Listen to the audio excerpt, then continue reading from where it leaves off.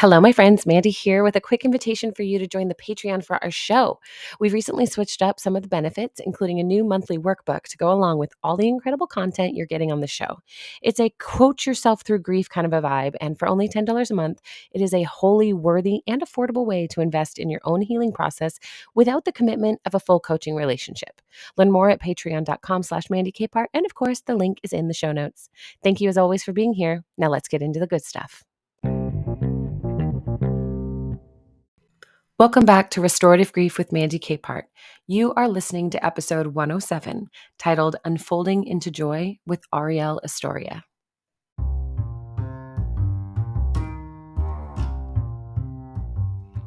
Hello, my friends. My guest today is author, speaker, and poet Arielle Estoria. Her newly published book, The Unfolding, is a gorgeous invitation into the process of unearthing the person you were always meant to be, with gentle permission to lean into all the grief that comes with the growth process. Her story is lyrical and soft, and one that recognizes the intensity of grief while still pursuing the beauty of transformation. This entire conversation felt like a warm hug with an old friend, so grab a cozy blanket and some tea and settle in for a little unfolding of your own.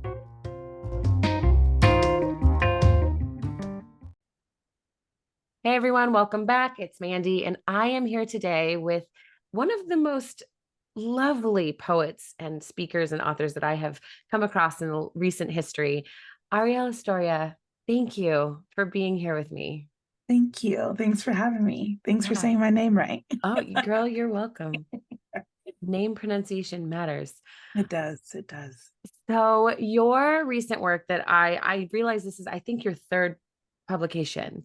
This is Yes. the first introduction I've had into your work. It's the title Mm, of it is The Unfolding, an invitation to come home to yourself. And mhm, everything about it drew me in immediately. mm, Why don't you take a moment and just explain what this poetry book, it's so much more though, is really about, what mm. it encapsulates. Yeah, thank you. Yeah. Yeah, so this is my third, but my first under a publisher, my first with just myself.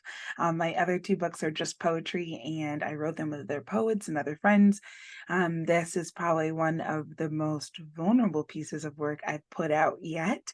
There was definitely a moment before the drafts and before we went live where I was like, this doesn't have to go out in the world, like this can just stay right here in my Google Docs. And it did need to breathe, though. It did need to exist outside of me, and as an extension of me. And that's very much so what it exists as today is, I think the unfolding is this conversation of growing and expanding for myself personally. And then I wanted to make this moment of adaptability and connection between other people's stories because we're all changing, we're all evolving. I love being able to say like ourselves in this very moment are entirely different than when we first sat down to have this conversation. So our bodies are constantly evolving and changing as we're breathing in every second and every moment. So why cannot we extend that grace to ourselves and about how we see the world and how we show up in the world? And even my therapist yesterday was like, you can change your mind at any point. And even that is something I'm still learning to find permission and freedom in, even more so. And so I've always hoped that the unfolding is a permission slip for those who need it, or a key to unlock something for those who need that, whether that be unlocking their own freedom, their own permission to grow and evolve, or unlocking something inside of themselves that have just been within these confines of what we think we should be or have to show up as, especially as women and female identifying people. Yeah. Oh, I love that. You nailed exactly it was really hard to choose, like, what's my favorite part of this work? Because there are so many beautiful pieces to it, but Mm, I really fell for you when I noticed this is a permission slip. This book is inviting mm, people and granting permission in areas where we have felt trapped and really yeah. limited and really prescribed into our Mm, roles, into our behaviors, and into the way that we even hold ourselves as well too. So I'm curious, in your journey, when did you start to recognize, I need permission? Mm, I'm going to give it to myself. I don't need it from someone else. I yeah. can offer it here. What does that look like? I think as an oldest child, as a Baptist pastor's kid, I had always constantly sought permission through other people. Something I've been reflecting on a lot is the permission. Like, there was someone who had posted this video about like constantly needing to seek insight or advice, or can I pick your brain, or can I, for wisdom and insight that we probably already know. We really are just searching for confirming those things.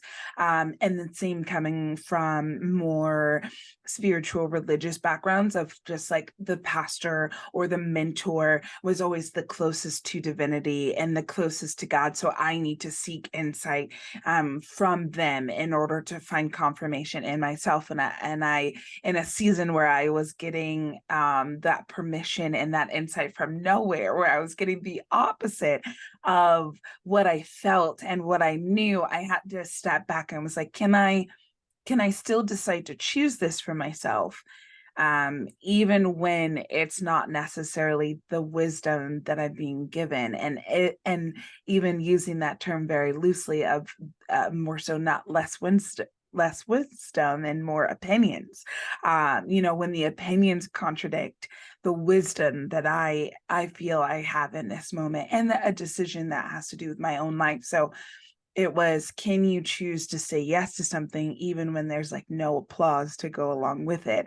And as a people pleaser, as someone who constantly seeks to just be approved and liked, not just as a person, but the decisions I'm making and the life I'm living, that was something really hard. So it really became a permission set, because it was my permission set. It's like, can you choose to say yes to this, even if everyone else around you might be telling you you need to say no.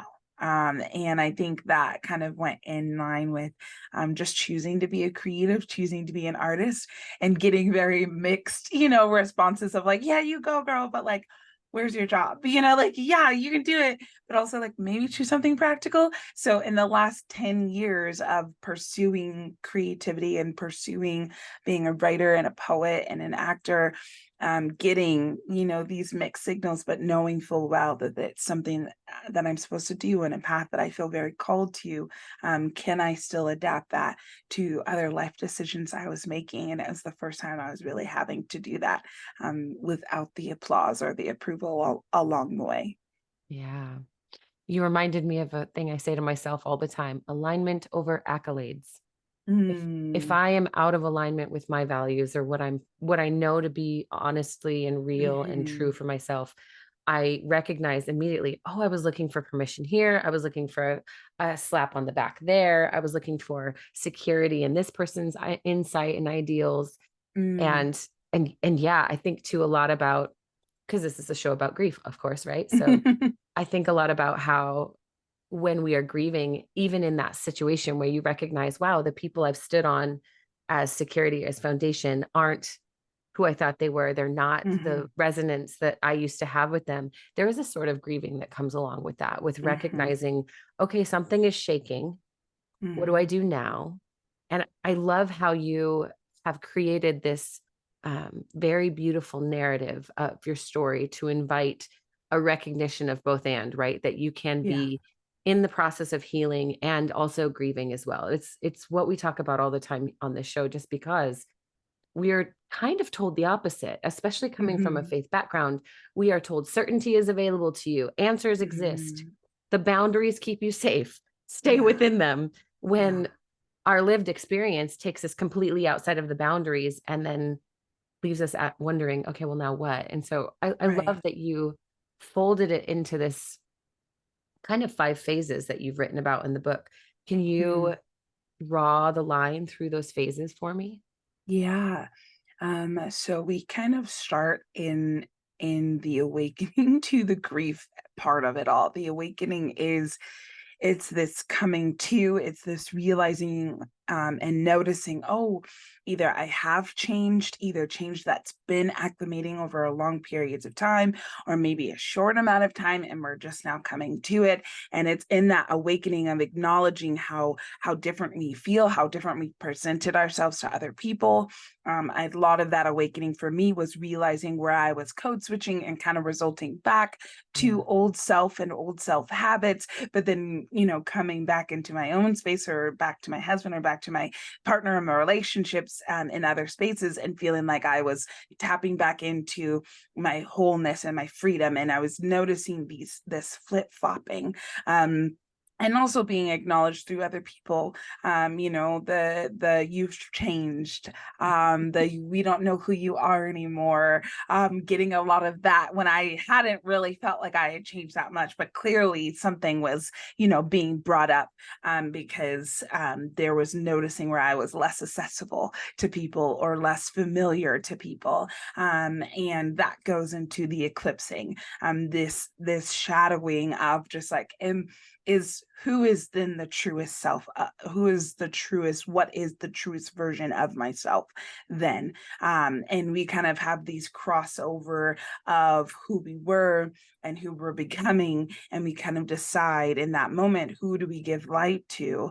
But there's a lot of grief happening in the eclipsing. There's a lot of shadows happening in the eclipsing. It could be very disorienting, as beautiful as growing and evolving and changing can be. It also can be very grief inducing, and really hard. You long for the things you were okay with before you grew, before you expanded, before you woke up, if you will. And we don't talk about that enough. We don't talk about that longing that comes from missing. Oh, I miss not knowing. Like, I miss being naive to this thing. I Mhm. miss being okay with being caged, and not knowing that I was caged.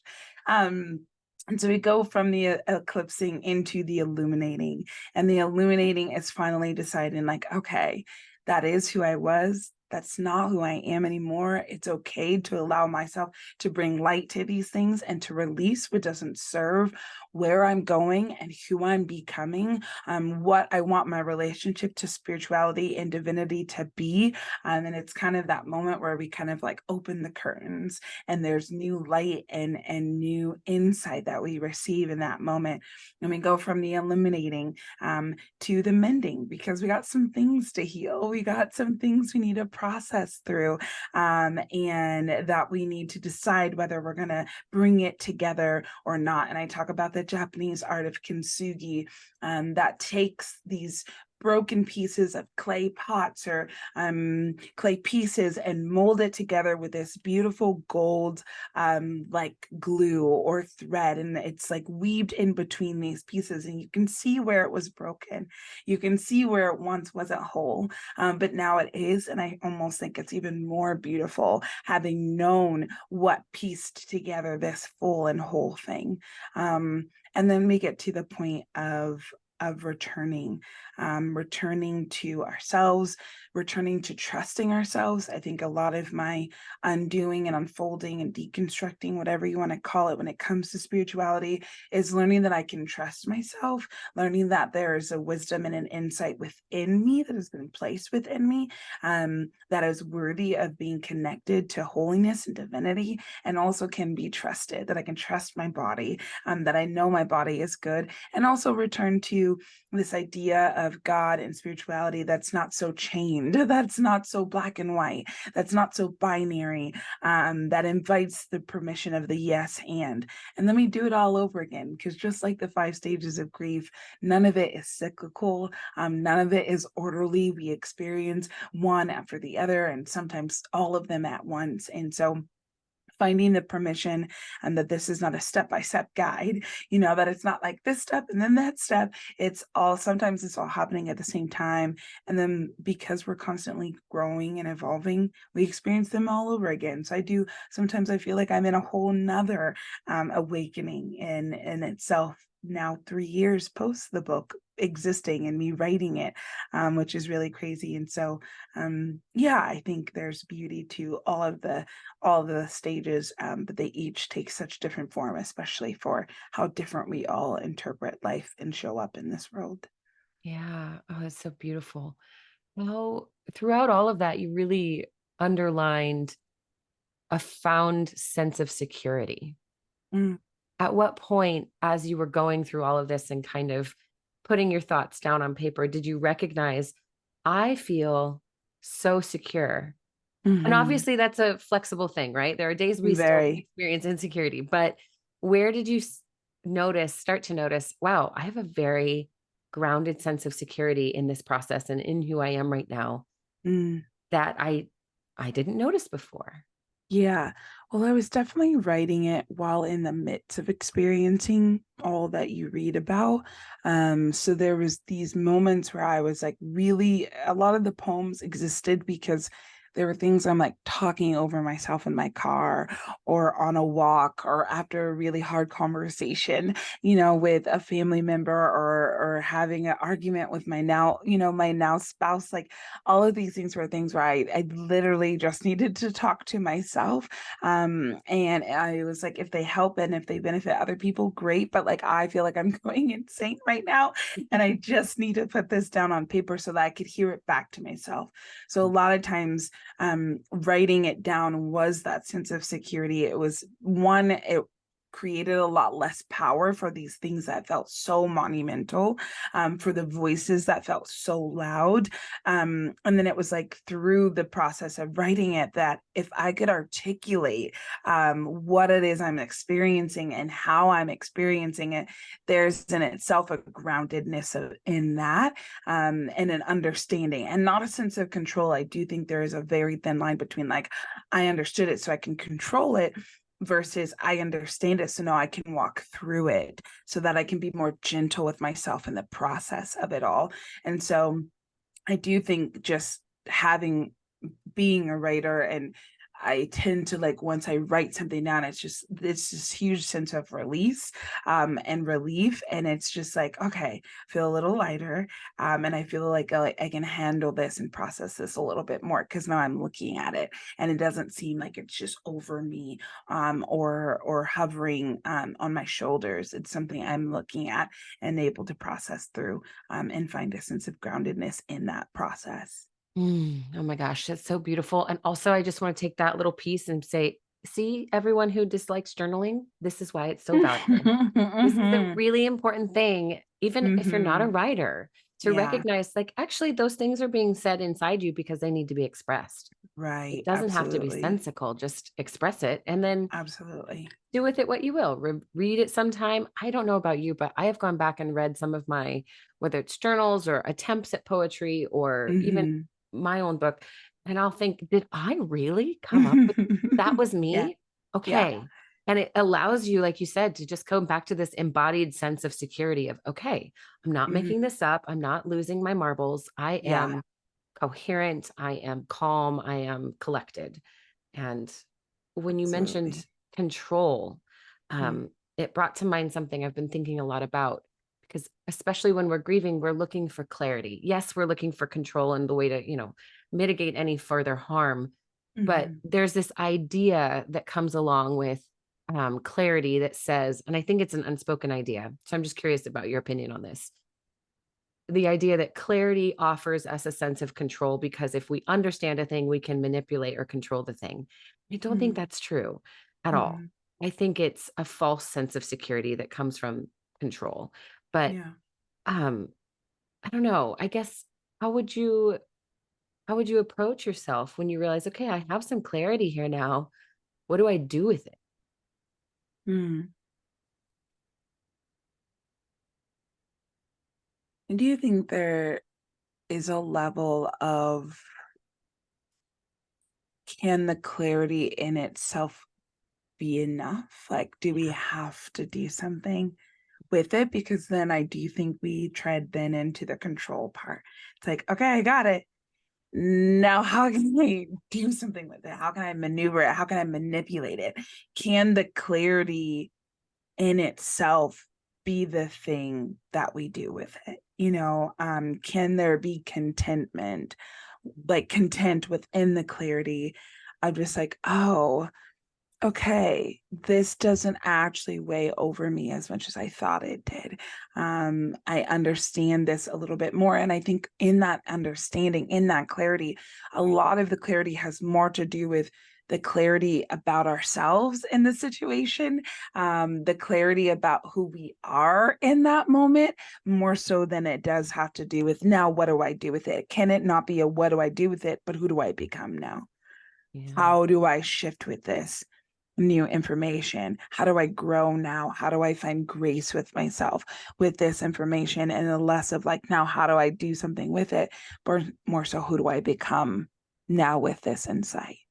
Yeah, that's beautiful. And I love the way that you turned it inward because that's exactly it. I think we are often in sunset when we are feeling unstable, we're in such a moment of external influences are controlling and affecting and Hmm. impacting and directing and the instinct is to make all of that stop when the wisdom would say go inward. What do you How Hmm. do you resource yourself? How do you recognize true self underneath all of the bubbling and the fear and the expressions that Yeah. are coming up? Yeah, and you can see that's one thing I love too. I can see true self in Arielle expanding and surfacing throughout all of the poetry, even the progression of Mm. it and the meditations and the mantras and the you offer so many beautiful tools to Thank you. aid people coming to the surface and really bringing that true self to the surface. Um, Mm. what way would you hope that someone turns around and uses your work? Because they're not going to turn around and write a book. And these are obviously, while they are beautifully, I don't want to say generic, they're beautifully shaped so that someone could take them and make them their own. Mm. Would you encourage the non-writer, even the non-Christian, because half of our listeners are definitely not identifying as Christian, Yeah. but there's that theme in your book too. And so Yeah. how would you encourage someone to use this work? Yeah. Well, I think my hope, and this is just in general, especially growing up in Christian spaces and being, and always having been an artist, always having been this creative, I've always really wanted to teeter on the thin line to make the thin line non-existent. I was given a very clear, like, this is spiritual work and this is non-spiritual work. This is secular and spiritual. And I don't actually believe in that line anymore. I think Mm, actually it all spiritual and it's all belongs.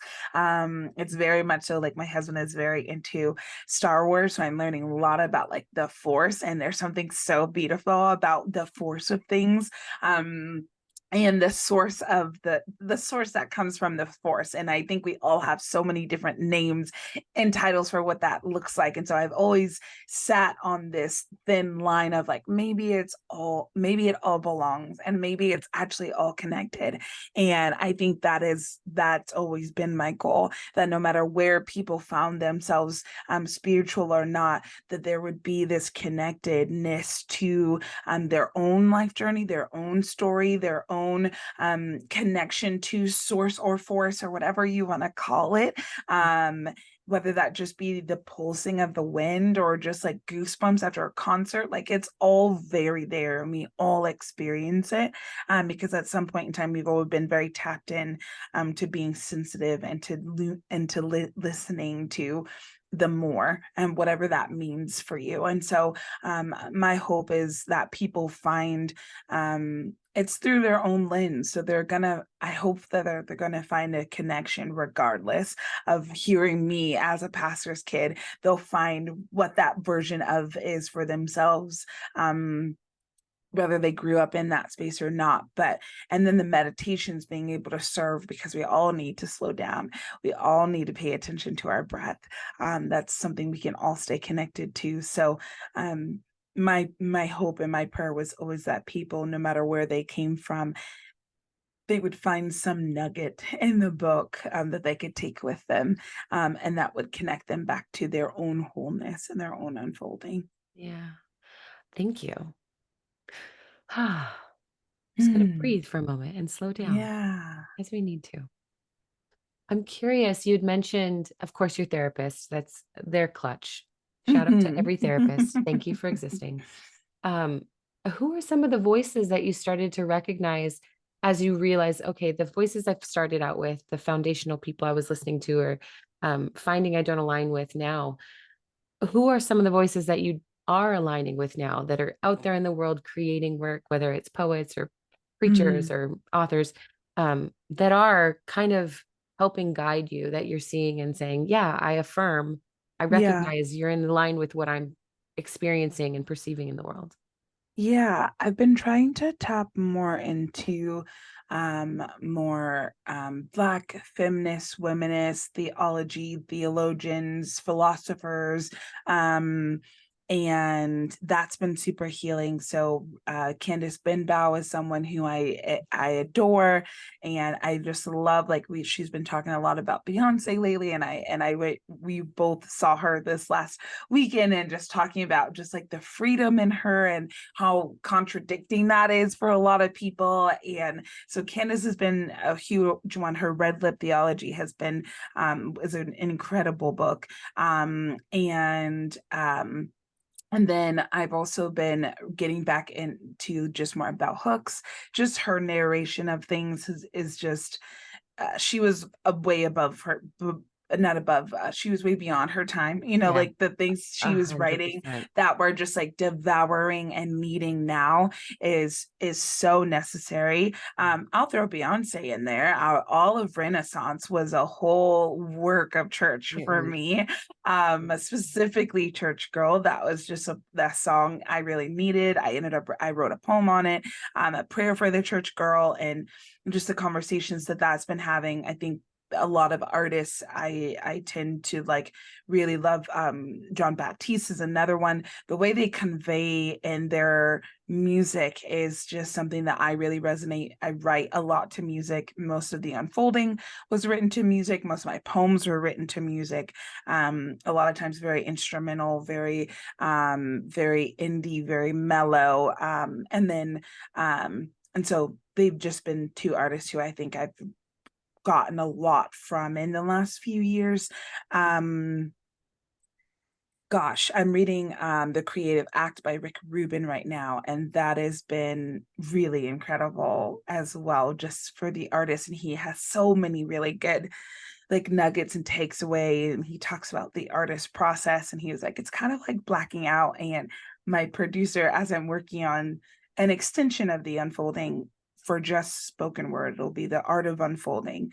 So my next spoken word album, which will be some poems in the book and then a lot of extension outside of it, because since it coming out, I've continued to unfold. And we were chatting about my process, and he was like, I don't know if she has one. Like, she low-key kind of blacks out and goes somewhere else. I was like, true, very true. So being able to name a lot of the things I've experienced in my Mhm. process through Rick Rubin's book has been really incredible as well. So yeah, those are the ones that come to the top of my head, but I'm sure I could have a very, very, very long list of individuals that I've just continued to soak up from and learn from. Yeah. Stunning. What a good list, too. I'm not going to be jealous about the Beyonce concert. I'm not, because I don't live in LA. I live in a smaller town, and we Sure. get weird one-off acts that come to our country Ah, fair yes. years after their heights, and we just decide Right. we're going to go and we're going to pretend this is a big venue. Yes. I love that. I love that. Not jealous at all. Um, I don't, not to dive off of it too, but I'm reading through All About Love by Bell Hooks right now. Hmm. And when you said she was beyond her time, I am in awe of that Hmm. human and the way that Yeah. she wrote, the insight that she had. And I think I can definitely see influence of her work in your work too. And Thank you. it's one of those things where I wish I could hand this book to every person I meet, Hmm. take some scales off of their eyes so that they could Hmm. wake up. Like you were saying, there is such an awakening invitation in that work too. And so Hmm. and so many of the people, yeah, that you Mm. mentioned, it's okay, evidence. Good Yeah. job translating Yes. what you Thank you. internalized. Yeah. Thank you. Yeah. So how would you describe this sense of true self now? This um coming back home to yourself, this process of becoming. I like to tell people, hey, you are becoming who you've always been. Hmm. Remember that what you carry is there. It's not me Hmm. showing up as your coach or whomever. your inspiration is coming from, it's actually just awakening, like you said, something deep within you that remains and will remain. So what does, well, really, how can someone recognize when true self is what bubbles up rather than what they're expecting or those boundaries that they've been operating within? Mm. I tend to find that the tell is you feel very unsafe and free all at the same time, if that makes Mm. sense. Mhm. I felt very just disoriented. I felt very scattered, and yet there was such this tapping into just like, oh, but I can breathe. Like there's something that I can't I feel grounded in a sense of like I know where my feet are, but there's just so much swirling and happening around me. And I say in my book, I quote Lala Delia, who's again another writer, an incredible I don't even know if you would call her a spiritualist, a philosopher, but she's a lot of things. But she says, the wrong relationships put us to sleep, the right relationships wake us up. And it is that waking up that kind of happens.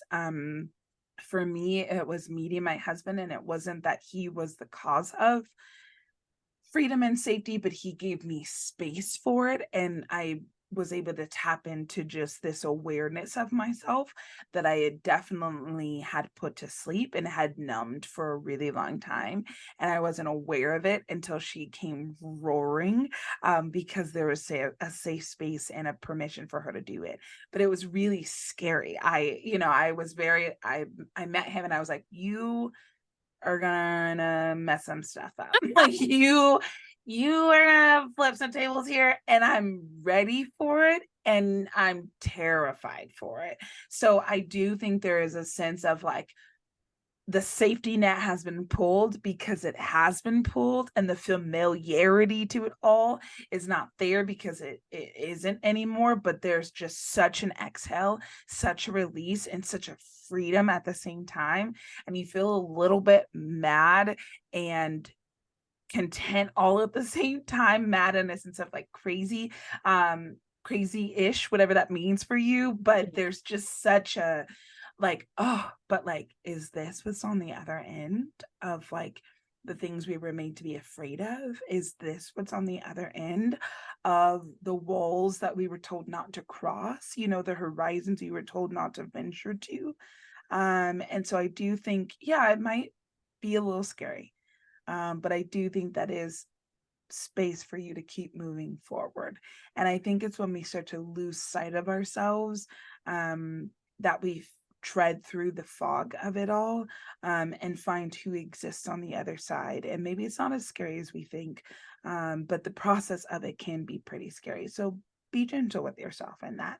But I do think like I'm often very shocked of just being like, oh my gosh, the amount of just like freedom and exhale that I feel today is immense. And I will do everything I can to preserve that. But it does go in waves. I feel like I'd written The Unfolding and I was like, okay, cool.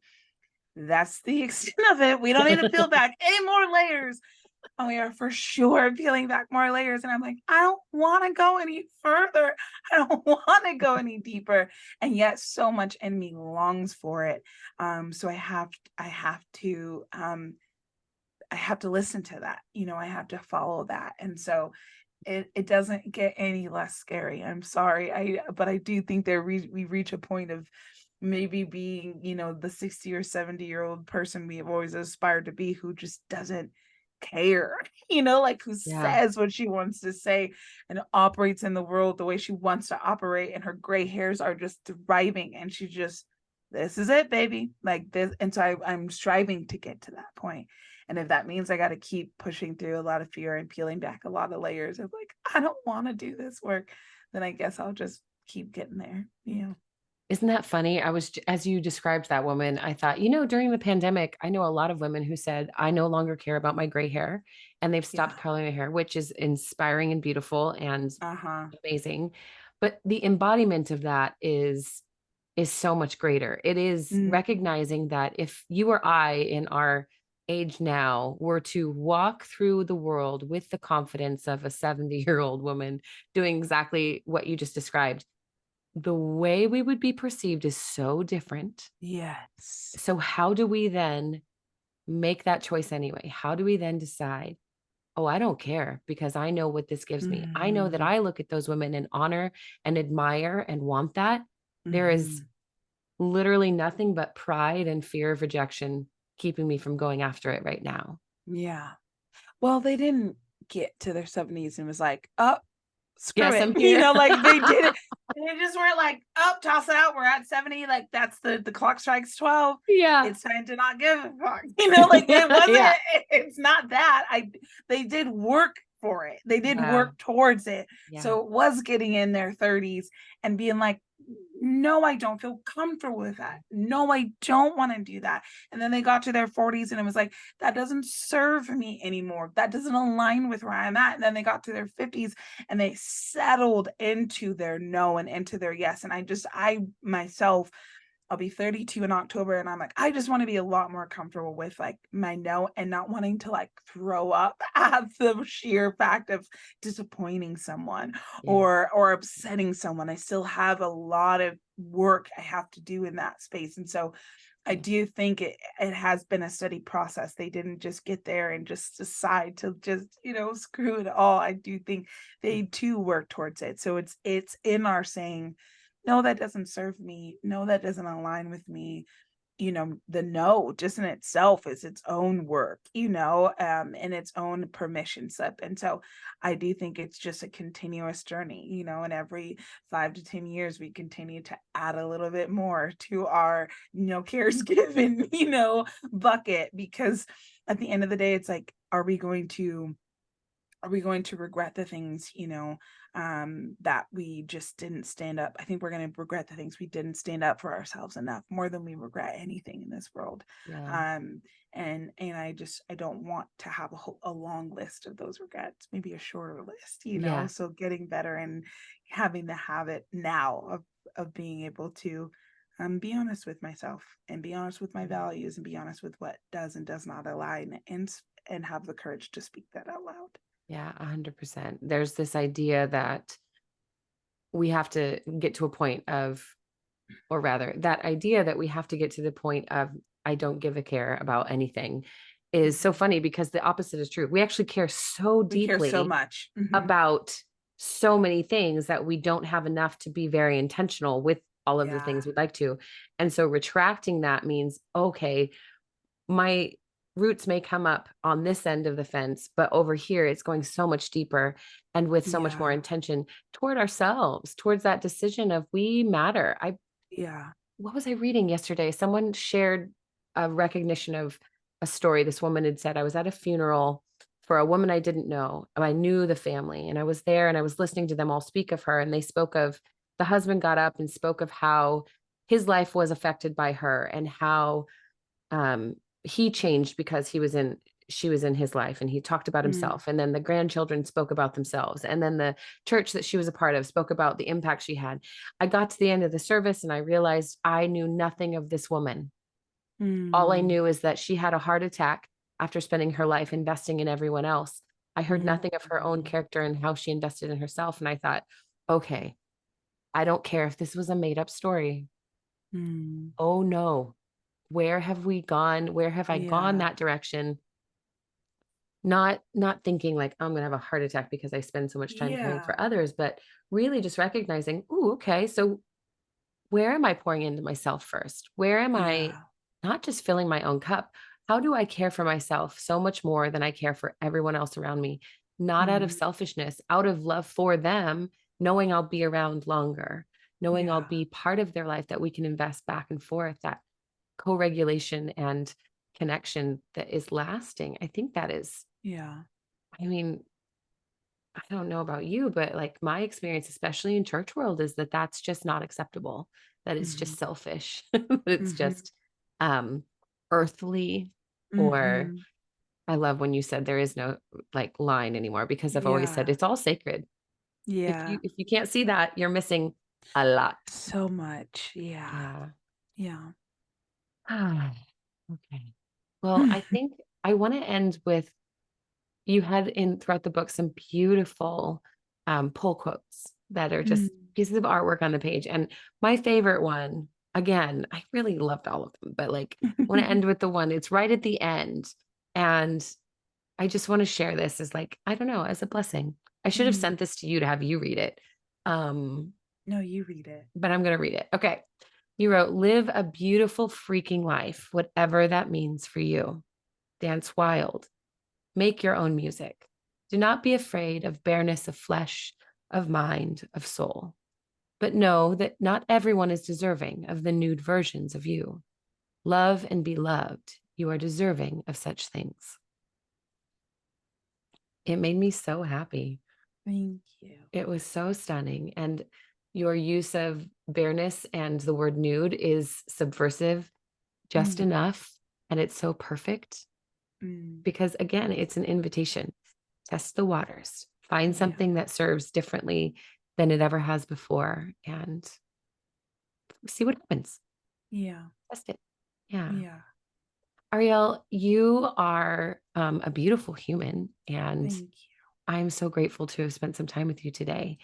Where can people find you and your you. work and what this new spoken word that's coming? Yes, you can find all things Arielle Estoria. That's two L's and an E, Estoria. If you want to go to my website.com, you'll find all the things there, book, Spotify, all that, and more wherever you listen to music is where the music will be streamed to when we're out. So it's in the works. I just recorded everything we had a month ago. So it's being worked on, and I'm really excited. Prayer for the Church Girl will be on it as well. Right now, it's just a video, but that will be on all streaming services. And yeah, something I'm really excited for. I haven't put out a full spoken word album since like 2016 or something like that. So it's been a long time coming, and it'll be my first full length. So it won't be an EP. It'll be about 10 or 11 poems and conversations and things. And so I'm really excited for that. So look out for that. And yeah, you can follow me on Instagram. I do respond to my DMs. No one runs my social media. It is me. So feel free to message me on there and chat and let me know what resonates with you in the book or in the poems. And yeah. Oh, I love it. Thank you. It's Salt of the Earth people. We run our own social media. Dun, dun, dun. Yes. You can Yes. trust it. I know. Yeah, I have a hard time with someone running something that's me. That does not make Totally. sense to me. So yeah, Yeah. I'll be doing it for as long as I can. I love it. Okay, good. Awesome. Okay. Well, Arielle, thank you again. And I am so looking forward to that spoken word album. I Thank you. think spoken word it's amazing how differently you feel listening to that versus listening to an album when you're just walking or Absolutely. moving through your Yeah. day. So I'm excited. Yeah. I hope if you are Thank listening and you've you. never listened to spoken word poetry that you get started on it because Absolutely. it is otherworldly. The gift it is. All righty. Thank you.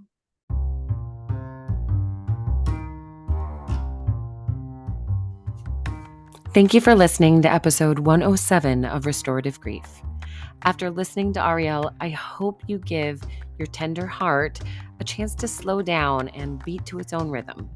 Not literally, I know your heart needs to keep a steady march, but if you resonate with how Arielle described her own unfolding and journey into a new sense of self, then maybe it's time for you to do a little journaling of your own. You don't have to produce poetry or a book to create deeper understanding in your life. You just have to start writing and let yourself exhale a little more often. If this is your first time listening to the show, thank you for choosing a podcast about grief and trusting that it won't be scary. Grief is a challenging topic, so we must continue to build our grief muscles by allowing the conversations to arise and remaining in them as often as possible, especially through the discomfort of it all. Please take a moment to check out the show notes for links to Arielle's website, her book, and get ready for her spoken word album because I'm certain it will be a balm to your soul. And of course, in the show notes, you can also reach out to me on social media or through mandykpart.com as well. Thank you again to all the patrons supporting my show. It is life-changing for you and for me and for a lot of other people. So thank you, thank you, thank you. And if you're not a subscriber or even a patron to the show, what are you waiting for? You are worthy of the time and investment it takes to listen to a podcast about grief because your story matters. And even if that story isn't completely clear for you today, that's why we're here. That's why we're doing the work. So you're in good company. And as always, one last thing. Please remember, the only solution for grief is to do the work of grieving. Thank you for listening. I'll see you next week.